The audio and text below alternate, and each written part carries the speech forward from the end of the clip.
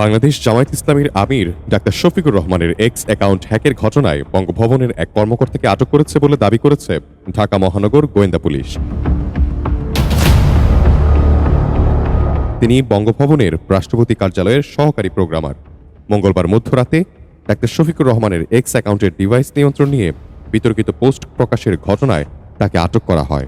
ঢাকা মহানগর পুলিশের পক্ষ থেকে জানানো হয়, জিজ্ঞাসাবাদের জন্য তাকে আটক করা হয়েছে। জিজ্ঞাসাবাদ শেষে পরবর্তী আইনি পদক্ষেপ নেওয়া হবে। এদিকে একই ঘটনায় রাজধানীর মতিঝিলের এজিপি কলোনিতে অভিযান চালায় ডিবি। এর আগে মঙ্গলবার বিকেলে জামায়াত ইসলামীর কেন্দ্রীয় নির্বাচন পরিচালনা কমিটির সদস্য প্রকৌশলী সিরাজুল ইসলামের নেতৃত্বে একটি প্রতিনিধি দল বঙ্গভবনে গিয়ে লিখিত অভিযোগ জমা দেন। এ সময় তারা অ্যাকাউন্ট হ্যাকের বিষয়ে উদ্বেগ প্রকাশ করেন এবং এ বিষয়ে ব্যবস্থা নেওয়ার কথাও বলেন।